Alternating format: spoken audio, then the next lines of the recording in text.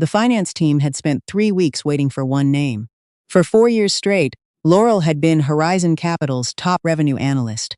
She had restructured failing client portfolios, rebuilt relationships the senior partners had written off, and spent nearly 11 years building her career inside the firm. Everyone around her had already decided what the announcement would be. A week earlier, 2 colleagues had stopped by her desk to say the position was hers. One had joked about how strange it would feel to call her director. Another had suggested where they should go for dinner to celebrate. Then Richard stood in front of the team and introduced the new director of client strategy. Ethan. For a moment, the room went quiet. Then the applause started. The same people who had spent the previous week telling Laurel she was the obvious choice turned toward Ethan and congratulated him. Someone said he brought fresh energy. Someone else said the firm needed exactly his kind of vision. Ethan had been at Horizon Capital for 4 months. He was also the son of Warren, the managing partner who had founded the firm. Laurel stood near the back of the room. 11 years of work, 4 consecutive years as the firm's top revenue analyst, and the position had gone to someone who had been there long enough to learn where the coffee machine was. She found Richard afterward and asked if she could take the rest of the afternoon. He looked at her carefully. "You're not staying for the reception?" "I'm not feeling well." Richard knew exactly why she wanted to leave. Before she walked away, he touched her shoulder briefly. "You're one of the best people we have. Something will come of this." Laurel picked up her bag and her coat and left. On the way home, she stopped at the Lebanese place on Elgin Street and bought enough food for 2. When she opened the door to the apartment, her younger sister Faye was already on the couch with her laptop. Faye looked at the bags. "So?" Laurel set the food on the counter. "Not this time." Faye closed the laptop slowly. They ate together at the kitchen table, and Laurel talked about everything except Horizon Capital. 10 years before that evening, Laurel was 22 years old and living in a 2-bedroom apartment in Sudbury with Faye, who was 15. Their mother had stopped being someone either of them could count on before Faye had started high school. She was not cruel in obvious ways. She was simply absent in the way that mattered most. Money came in from her shifts at the hotel front desk and disappeared just as quickly, mostly into scratch tickets bought at the pharmacy on the way home, and into occasional weekends away with people Laurel never met. When their mother won anything, she was generous for a few days. When she lost, she went quiet and the refrigerator stayed empty. Laurel had learned not to track which it was. At 22, she was working 2 jobs. She answered calls at an insurance brokerage during the day and waitressed at a bar on Thursday, Friday, and Saturday nights. She kept a portion of everything she earned in a savings account her mother didn't know about. That money paid for Faye's school supplies, her winter boots, and the transit pass that got her to school and back. One afternoon, Laurel came home to find Faye sitting at the kitchen table with an unopened letter from the school board in front of her. There was a field trip fee due in 3 days, $65. Faye had not opened the letter because she already knew what was in it and already knew what the answer would be from their mother. Laurel opened it and read it herself. Then she put $65 from her wallet onto the table. "I can't keep taking your money," Faye said. "You're going on the trip." Faye looked at the money. Laurel picked up her coat and headed back out for her evening shift. 3 weeks later, she came home to find the apartment quiet in a way that felt wrong. She found her mother in the bedroom packing a bag. She was going to visit a friend in Toronto for the long weekend. Laurel asked about the utility bill that was past due. Her mother said it would be fine. Laurel asked who was going to pay it. Her mother told her she was overreacting. Laurel looked at her. "Faye has a chemistry exam on Tuesday." Her mother zipped the bag. "She's smart, she'll be fine." When the door closed, Laurel sat at the kitchen table for a long time. Faye came out from her room eventually and stood in the doorway. She had heard everything. Laurel looked at her sister. "Start packing what you need. Where are we going?" Laurel had been thinking about it for months. She had a coworker from the insurance office who had mentioned room for rent in Ottawa from her cousin. She had the number saved in her phone. The rent was low because the place was small, but it was theirs. "Ottawa," Laurel said. "Tonight, if you can be ready." Faye was quiet for a moment. "What about school?" Laurel had already checked. The school board allowed transfers mid-year. There would be paperwork, but it could be done. "There are good schools there," Laurel said. "Better than here." Faye went back to her room and began packing without another word. They were on a bus by 9 o'clock. The first months in Ottawa were hard in ways Laurel had not fully prepared for. The room was smaller than the description had suggested. Faye slept on a fold-out cot for the first 6 weeks until Laurel saved enough for a proper bed frame. The insurance job had not transferred, So Laurel started from the bottom again. She took a reception position at a property management company and picked up shifts at a cafe on weekends. She went back to waitressing on Thursday nights when she found a place that would take her. Faye adjusted to the new school faster than Laurel expected. She was quiet and careful with people, the way someone becomes when they have grown up needing to read rooms accurately. Within a month, she had found a small group who sat together in the library at lunch. Within 3 months, her marks were the highest in her year. One evening, Faye left a piece of paper on Laurel's pillow. It was a list. Their shared monthly expenses divided line by line, with a note at the bottom. I can cover this much from my babysitting money. It wasn't much. But she had worked out the numbers herself, carefully. Laurel left the paper on the kitchen table the next morning with one line added. Keep your money, but thank you for doing the math. Faye never mentioned it again. But after that, she started making dinner on the nights Laurel had double shifts, and she never once asked for anything she didn't absolutely need. By her mid-20s, Laurel had been working in financial administration long enough to understand that she was very good at something the people above her were not. She could see patterns in client data that no one else seemed to be looking for, not because she was exceptional at mathematics, though she was, but because she was genuinely curious about why a client's numbers told one story while their actual situation told another. She started taking night courses at Carleton. She could not afford a full degree program and could not stop working long enough to pursue one. But she completed certifications in financial analysis and investment planning over 3 years, studying on the bus and during her lunch breaks and on Sunday mornings before her shift at the cafe. It took longer than a degree would have. It also cost her almost nothing. When she applied to Horizon Capital, she knew the position was entry-level, and that most of the people interviewing alongside her had business degrees from schools she had never attended. She did not try to compete on that ground. During the interview, when Richard asked her to walk through a hypothetical underperforming portfolio, she spent 20 minutes taking the numbers apart in a way that made 2 of the 3 partners lean forward in their chairs. They hired her on a Monday. Laurel's first 2 years at Horizon Capital were unglamorous. She built client reports, prepared documents for senior analysts, and handled the administrative work that kept the office running. She was careful not to be resentful about it. Getting through the door had taken long enough that she was not about to waste the opportunity by deciding certain tasks were beneath her, but she paid attention to everything. The firm managed investment portfolios for small and mid-sized businesses, family estates, and individual clients with significant assets. Every week, Laurel processed reports showing how portfolios had performed, where money had moved, and which clients were asking questions about their returns. Most people only needed her to format the numbers correctly. Laurel wanted to understand what the numbers were actually saying. She started noticing that some of the firm's most loyal clients were not getting the best results. A few had portfolios that generated consistent fees for Horizon Capital, while quietly underperforming the benchmarks the clients believed they were being measured against. Nobody had flagged it. Nobody was looking. One afternoon, a senior analyst named Charles dropped a client file on her desk and asked her to pull 18 months of performance data before an afternoon meeting.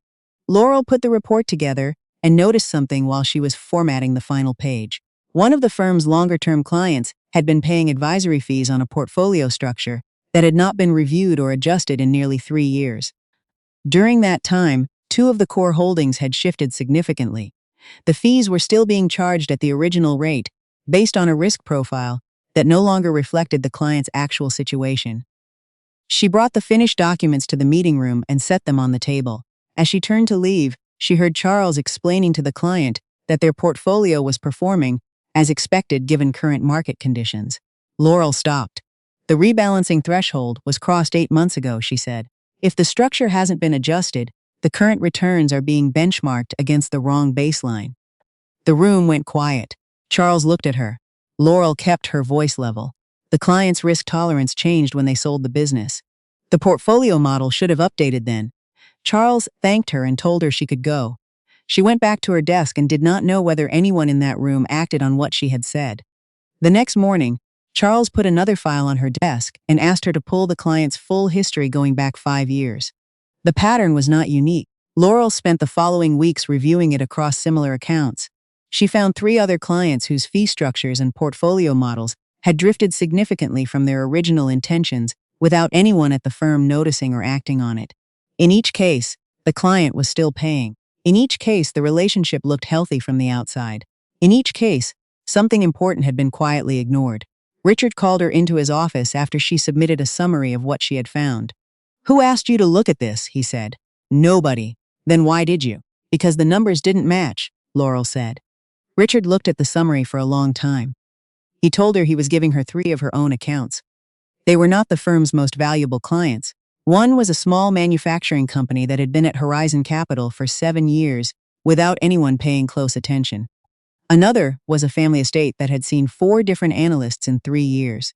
The third was an individual client who had complained twice that his quarterly reports were impossible to understand.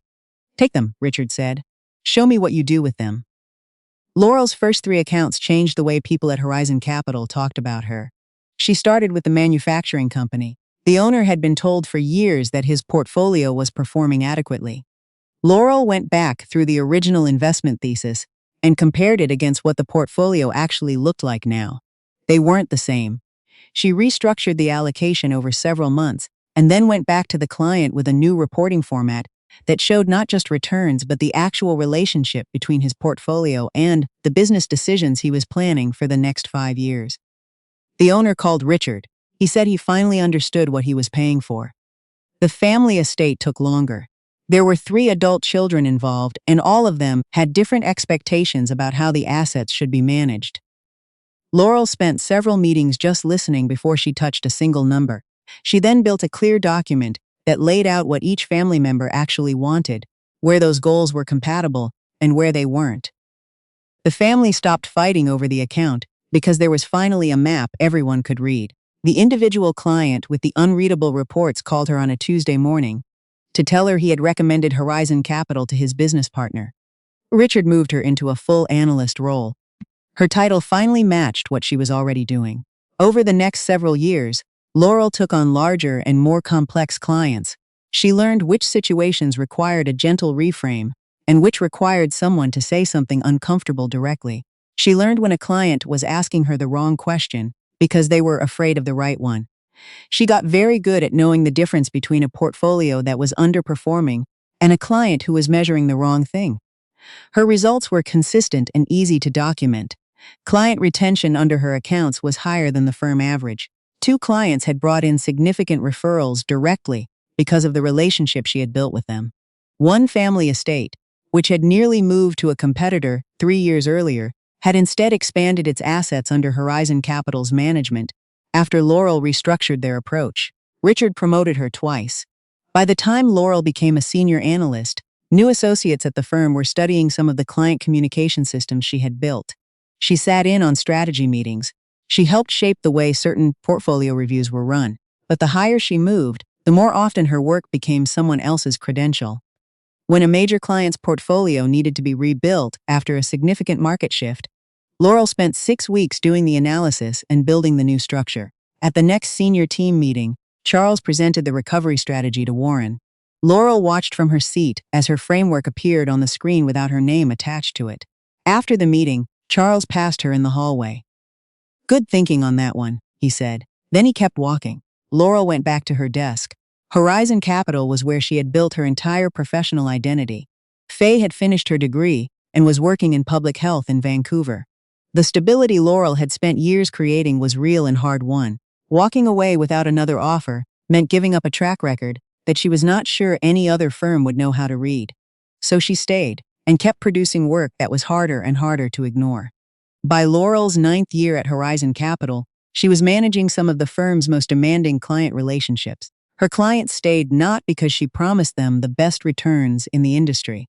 They stayed because she understood their actual situations well enough to tell them things their previous advisors had avoided saying. That year, she finished with the highest client retention rate and the strongest referral numbers in the firm. Richard told her at her annual review that she was exactly the kind of person Horizon Capital needed to lead its next decade.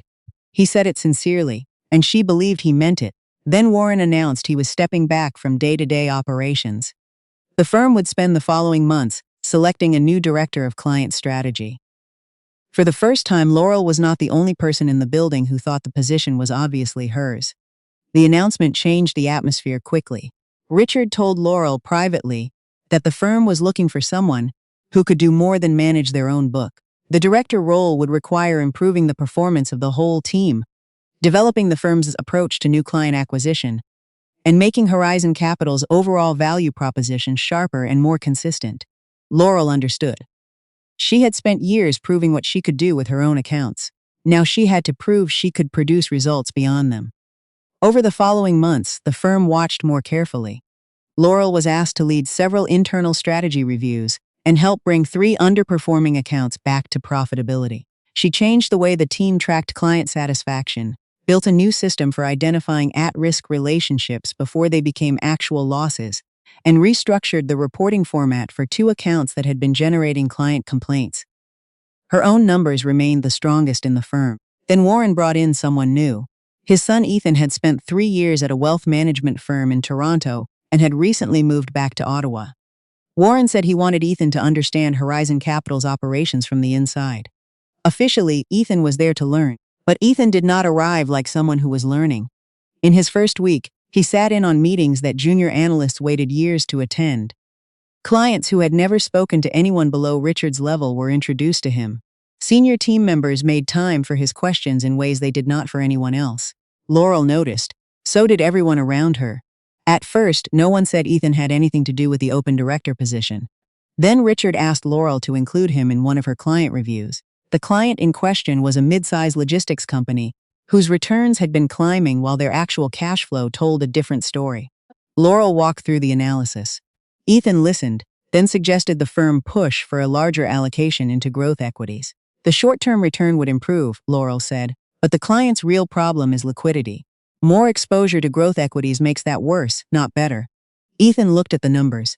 Clients want to see growth. They want to stay solvent first, Laurel said. Growth means something different when you can't make payroll in a slow quarter. The meeting moved on. A few days later, Laurel heard that Ethan had presented a modified version of his original proposal directly to Warren. The growth equity shift was recommended. The client approved it. 2 months later, the client had better-looking quarterly returns and a tighter cash position than they'd had in 3 years. Ethan was given another major relationship to manage. The conversations inside the firm shifted after that. People who had spent weeks telling Laurel the director role was hers began watching Ethan more carefully. No one said it out loud. They didn't have to.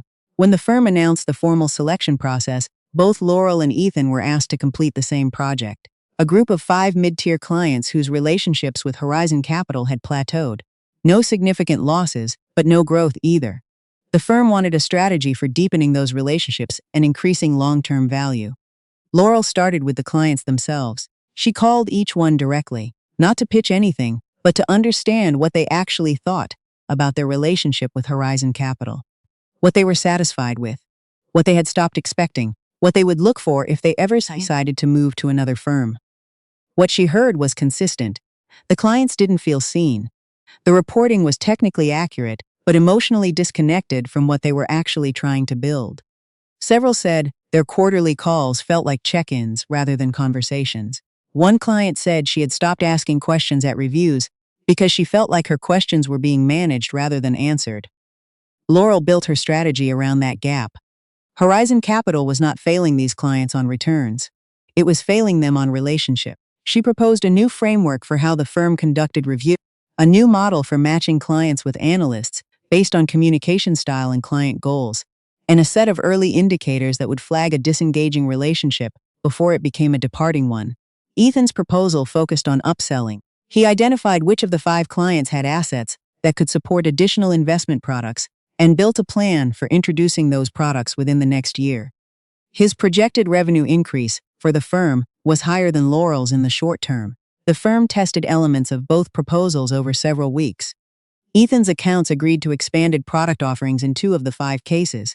Both later asked for reversion to simpler structures when the returns didn't land the way the pitch had suggested.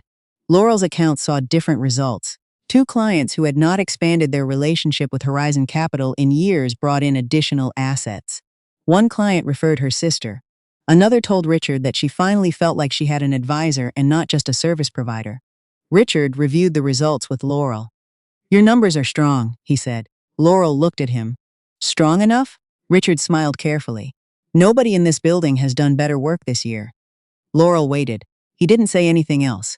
On the day of the announcement, the full team gathered in the main conference room. Warren thanked everyone for their contributions and spoke about the firm's next phase.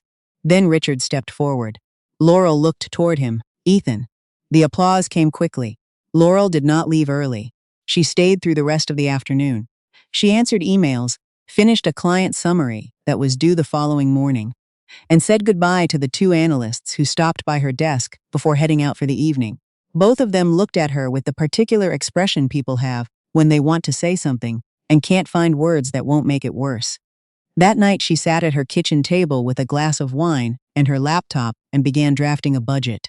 Not for anything specific, just to understand the shape of what she had. Faye called from Vancouver. Laurel picked up. They told me, Faye said.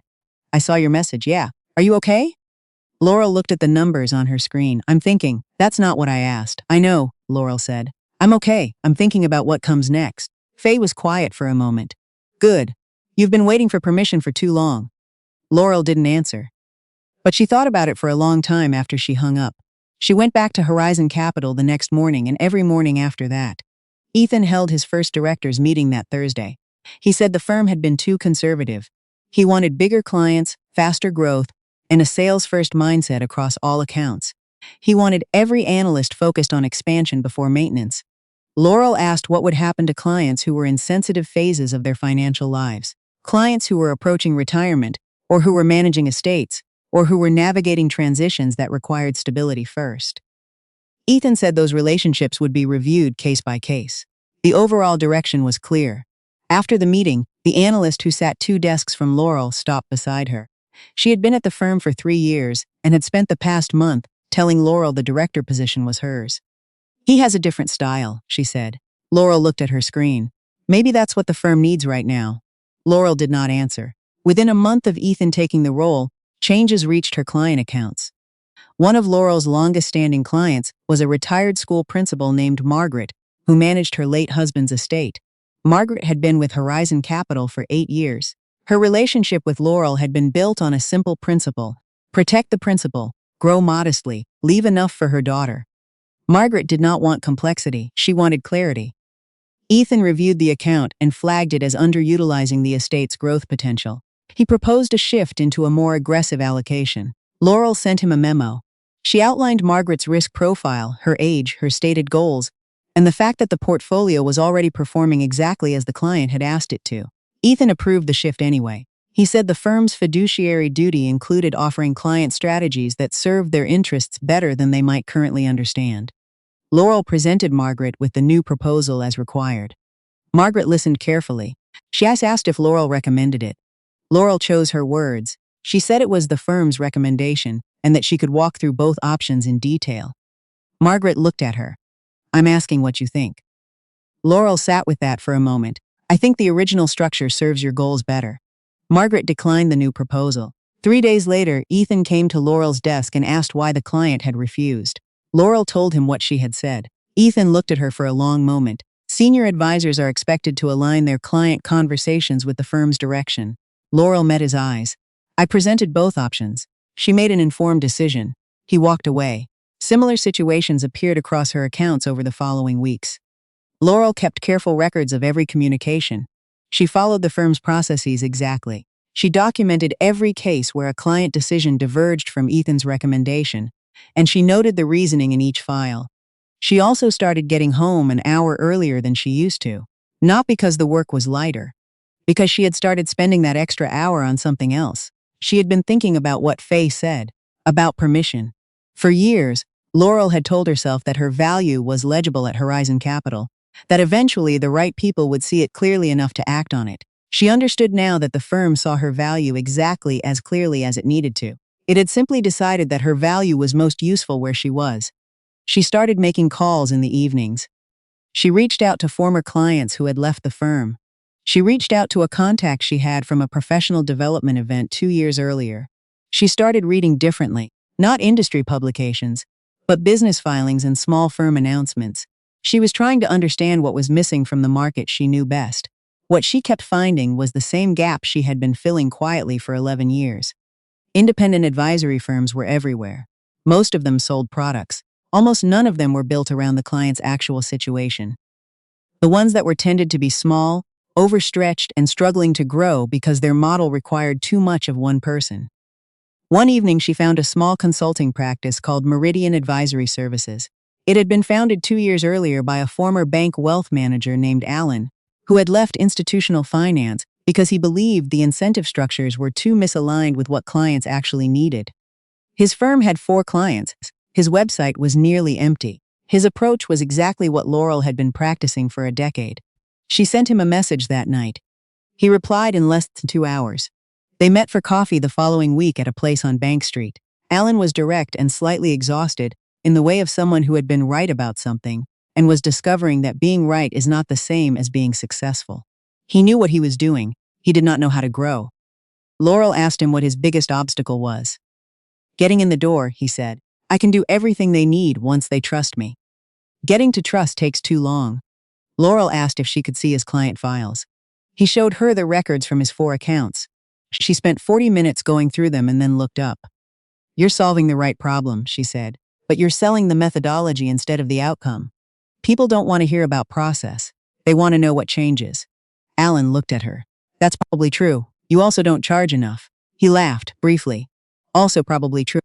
Laurel looked around the coffee shop. She thought about the evening she had sat across from Richard, years earlier, and explained why a client's portfolio didn't match its own risk profile. She thought about the family estate she had mapped onto a single document and watched 3 adult siblings stop arguing. She thought about the manufacturing company owner who had called Richard to say he finally understood what he was paying for. She had been doing this for a long time. She just hadn't been doing it for herself. She asked Alan how long he needed to know whether a new partner would be worth the risk. He looked at her carefully. You're talking about coming in. I'm talking about whether this is worth building. There's a difference? Laurel smiled. Not really, no. Alan was quiet for a moment. What would you need? She told him she would work for a reduced rate for the first 90 days. In exchange, if the results were there, she wanted equity. Alan looked at her. How much? Enough to make it worth building. They negotiated for 40 minutes in that coffee shop. By the time Laurel left, they had the outline of an agreement. She went home and sat at her kitchen table and looked at the number in her savings account for a long time. Then she opened a document and wrote her resignation letter. It was short. She thanked Horizon Capital for the 11 years. She gave her full notice. She did not mention Ethan, or the director position, or the accounts that had been modified against her recommendations, or the memo she had written that had been ignored. She sent it the next morning before she left the apartment. Richard called her within 20 minutes. Ethan was already in the room when she arrived. Richard asked if something had happened. I'm moving on, Laurel said. Ethan leaned slightly forward. You're leaving because you're disappointed about one decision. Laurel looked at him. I'm leaving because I know what I'm capable of, and I'd like to find out what happens when that's actually the point. Ethan said nothing. Richard asked if another firm had made her an offer. No, he seemed genuinely surprised. Laurel, after 11 years without another position waiting. I know, she said. I've thought it through. She completed her notice, transferred her accounts carefully, and answered every question the analyst replacing her asked. On her last day, she cleaned out her desk.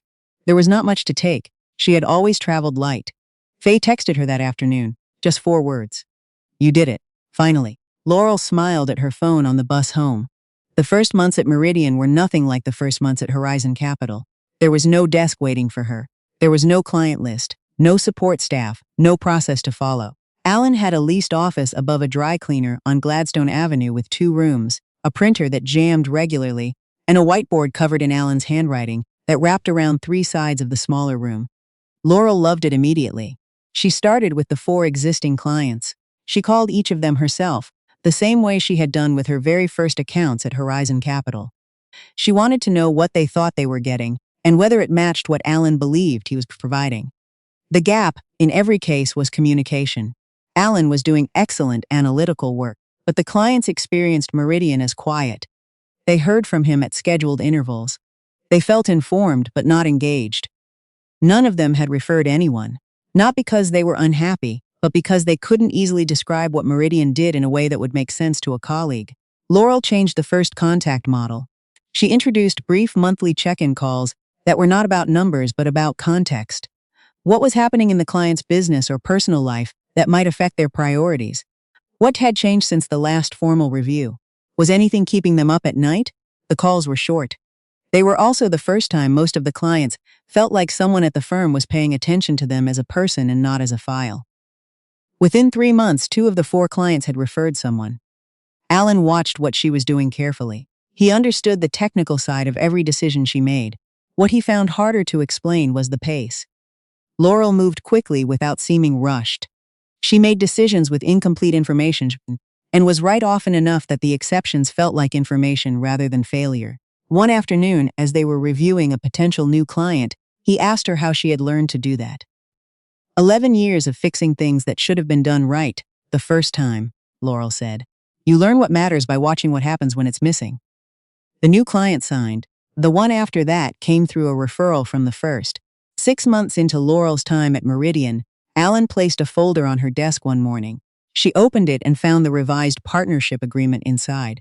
He had adjusted several terms in her favor without being asked. She looked up at him. You said 90 days, he said. I made you wait twice that long. She looked back at the document. Why? Because I wanted to be sure I was doing it for the right reasons. And? Alan sat down across from her. Because you could leave tomorrow and start this yourself and be fine within a year. I'd rather you stayed because we're building something worth building, not because of a piece of paper. Laurel read the agreement. She signed it. Alan signed it after her. They did not celebrate. They had 3 new client proposals to finish before the end of the week, and Alan had found a prospective referral source through a local small business association that he wanted to follow up on before it went cold. But that evening, walking to the bus stop on Gladstone, Laurel thought about what Alan had said. She had spent 11 years building value inside a firm that would always belong to someone else. She had spent those years being careful, being patient, being the person who stayed and fixed things and waited for the recognition to catch up to the work. The recognition had not caught up. The work had simply kept accumulating until she finally understood what it actually belonged to. Horizon Capital did not fall apart after Laurel left. For a while it looked stable. The firm still had experienced analysts, established client relationships, and a reputation that had been built over decades. Ethan redistributed Laurel's accounts across the team. Some clients noticed immediately that something had changed. Others realized it gradually, through quarterly calls that felt different, through recommendations that didn't seem grounded in an understanding of their specific situation, through the slow accumulation of small disconnections that don't register as problems until they register as reasons to leave. Margaret, the retired school principal, moved her estate to another firm within 4 months. She sent Richard a brief note explaining that she had appreciated her time with Horizon Capital, and that her new advisor had come highly recommended by a colleague. She did not mention Laurel by name. She didn't need to. 2 other long-term clients followed within the year. Ethan responded by increasing the firm's focus on new client acquisition. He hired 2 advisors with strong sales backgrounds and set aggressive targets for expanding the book of business. New contracts came in. The firm's total client count rose. The revenue numbers looked healthy on the surface. Richard watched the retention figures more carefully than Ethan did. He saw what was happening. He said so, more than once. Ethan told him the firm was growing. Richard told him the firm was replacing the same clients twice. Neither of them changed the other's position. By the 3rd year after Laurel's departure, Horizon Capital had a larger client list and lower average relationship tenure than at any point in the firm's history.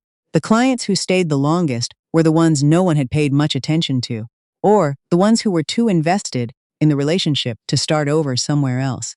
The clients with real choices had mostly exercised them. Warren had stepped back far enough from day-to-day operations that he did not see the detail. When he did look at the numbers, they told the story Ethan wanted him to see.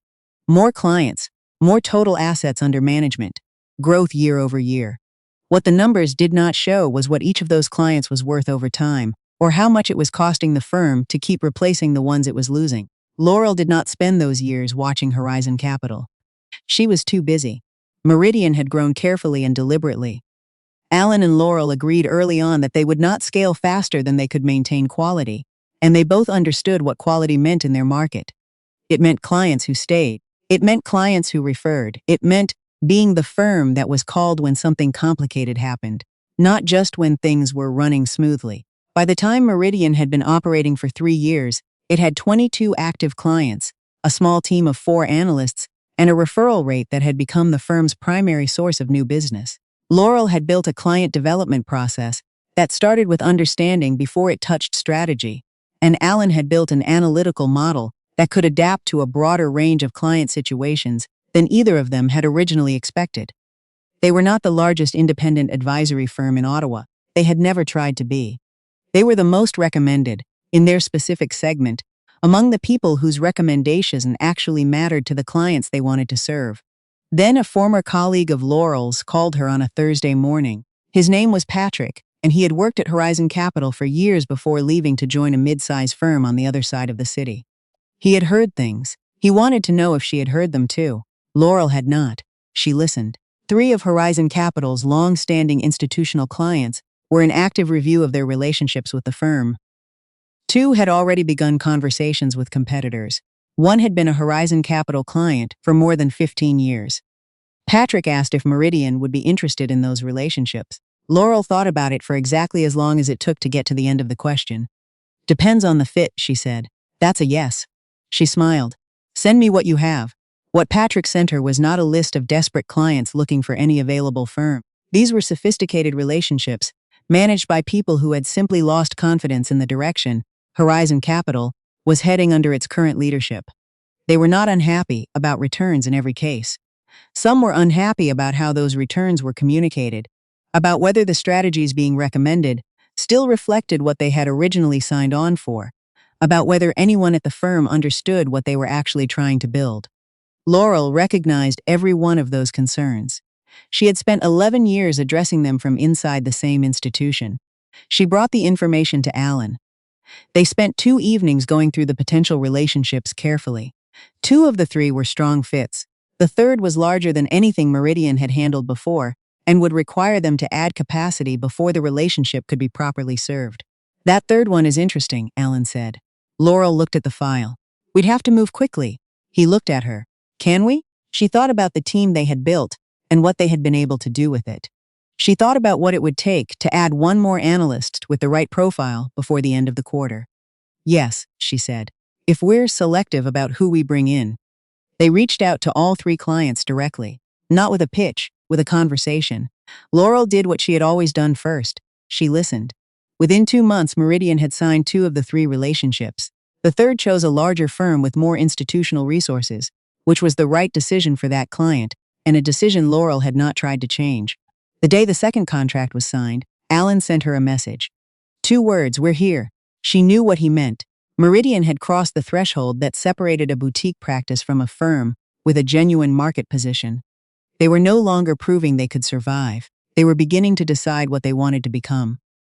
Horizon Capital noticed. It would have been hard not to. 2 of the clients Meridian had brought on had left the firm within the same quarter. Richard reached out to Patrick to understand what had happened. Patrick told him honestly. The clients had found a better fit. Richard asked who the firm was. Patrick told him. There was a pause on the other end of the line. Richard called Laurel the following week. It was the first time they had spoken since she left. She took the call. He asked how she was. She said she was well. He said he had heard Meridian was doing good work. She thanked him. Then he said what he had actually called to say. Horizon Capital was considering strategic options. Warren wanted a different future for the firm than the one the current trajectory was producing. Richard could not say more than that, but he thought she deserved to know before anything became public. Laurel asked what kind of options. He was quiet for a moment, the kind that might interest a well-positioned firm, with the right approach and the right team. Laurel said she would talk to Alan. She and Alan spent 3 evenings going through what they knew about Horizon Capital's situation, what the firm still had that was worth acquiring, and what they would need to change if Meridian ever had a controlling position in it. The client relationships that remained were genuine assets. Several of the analysts had been there long enough to know those clients well. The firm's back-office infrastructure was more robust than anything Meridian had built. The direction and the leadership were the problems, not the institution. Alan looked across the table at her after they had gone through all of it. "What do you want to do?" Laurel thought about what she had heard from those Horizon Capital clients, the ones who had left and the ones who had not. She thought about what it would mean to walk back into that building and change what it was becoming from the inside. She thought about what it was like to be the person who built something and then watched it be handed to someone else. "I want to go back," she said, "but not the way I left." Alan nodded. "Then let's figure out what it costs." The negotiations took 6 weeks. Warren was a careful man and not a desperate one. The firm was struggling, but it was not failing, and he knew the difference between an opportunity and a salvage. He did not accept Meridian's first offer. He pushed back on valuation, on the terms of transition, and on what would happen to existing staff. Laurel expected all of it. She had watched Warren make decisions for 11 years. He was not impulsive. He was not sentimental. He was also not, at the end of it, someone who wanted to watch what his father had built diminish quietly because his son had taken it in the wrong direction. They reached an agreement on a Thursday afternoon. Meridian would acquire a controlling interest in Horizon Capital. The Meridian model would be introduced across the client base. Analysts whose approach matched the new direction would be retained and developed. Those whose approach did not match would be offered transitions. Warren would remain on the board in an advisory capacity. He would no longer control the firm. Ethan would be reviewed under the same process as every other team member. Laurel read the final agreement twice, then she signed it. The announcement was made to Horizon Capital staff on a Monday morning. Most had known the firm was in discussion with outside investors. Few had known who. When Richard stepped in front of the room and said the acquiring firm was Meridian Advisory Services, several people looked up with the expression of people who recognized the name. Then Laurel walked in behind Alan. Some people in the room had worked beside her for years, others had joined after she left. A few looked at her with relief, others looked away. Richard introduced Alan as Meridian's founding partner. Then he introduced Laurel as co-owner and the executive who would lead the integration of Horizon Capital's client strategy. At the back of the room, Laurel could see Ethan standing with his arms crossed.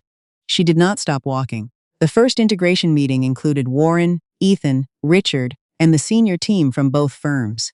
Laurel had reviewed every major account before she walked into the building.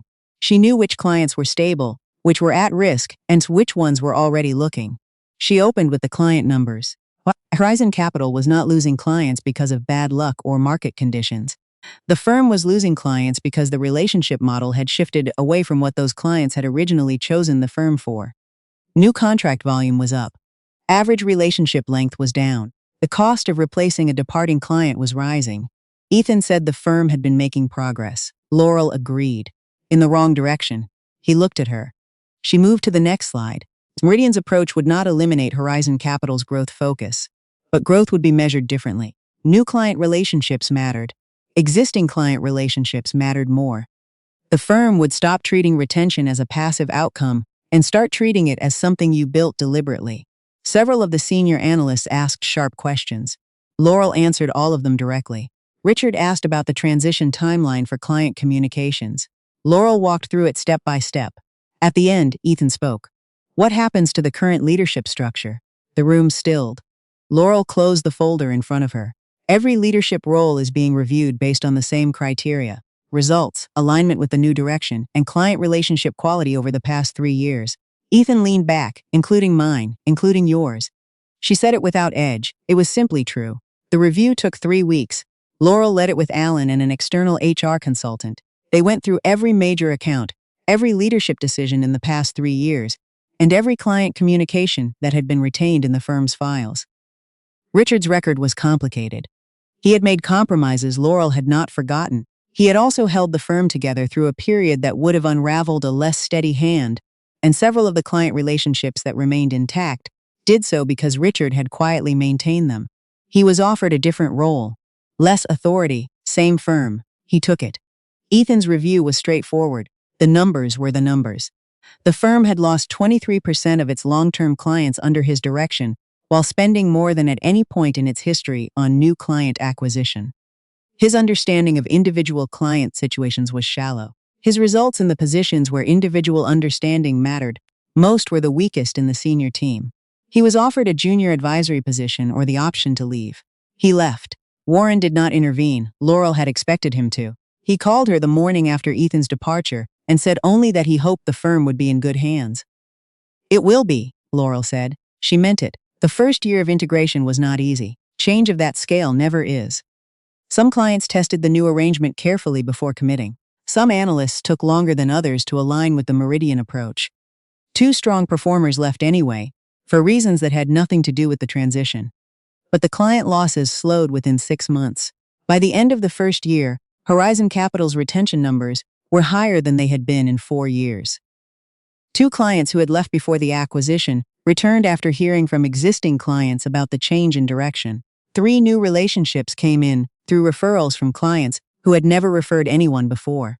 The following year, the combined firm grew at a rate neither had achieved independently. At the annual meeting of the merged organization, Laurel stood at the front of a room that included the full team from both firms and presented the integration results. Client retention at its highest in 5 years. Revenue growth above projections. A referral rate that had become the firm's most reliable source of new business. When she finished, the room applauded. She looked out at the people in front of her. Richard was there. Several of the analysts who had once watched her leave with her bag and said nothing were there. The clients who had come back were represented in the number she had just read aloud. She did not mention any of what had happened 4 years earlier. She closed the folder and moved to the next item. Laurel had spent most of her adult life proving what she could do inside places that did not belong to her. She had been careful and patient and quietly exceptional in buildings that measured her value by how useful she was to other people's ambitions. For a long time, she had told herself that the recognition would come if she worked hard enough, if she stayed long enough, if she made herself indispensable enough. What she understood now was that indispensable and valued are not the same thing.